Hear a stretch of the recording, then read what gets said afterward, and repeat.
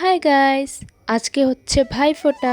তাই জন্য সকাল সকাল উঠে স্নান করে মাকে সাহায্য করবে বলে রান্নাঘরে আসলাম। মা এদিকে ময়দা মেখে রেখেছিল গোল গোল শেপে, সেগুলোকে আমি ভালো মতো বেলে দিলাম, তারপর আমার ভেজে নিল। আলুর তরকারি রান্না করবে বলে আলু কেটে আলুর তরকারি রান্না করে নিল। তারপর আমার দাদাকে আমি ভাইফোঁটা দিচ্ছিলাম।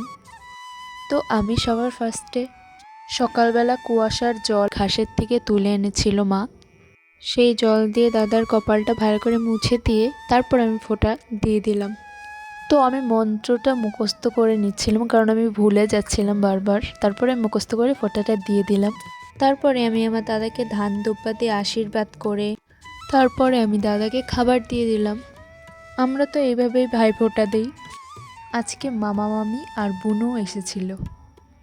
বুনুও না খেয়েছিল দাদাকে ভাইফোঁটা দেবে বলে, এখন দাদাকে ভাইফোঁটা দিয়ে দিল। এখন হচ্ছে মা মামাকে ফুটা দিয়ে দিচ্ছিল, মাও আশীর্বাদ করে মামাকে খেতে দিয়ে দিল। তারপর আমরা সবাই খেলাম। আজকের মতো এটুকুই, টাটা।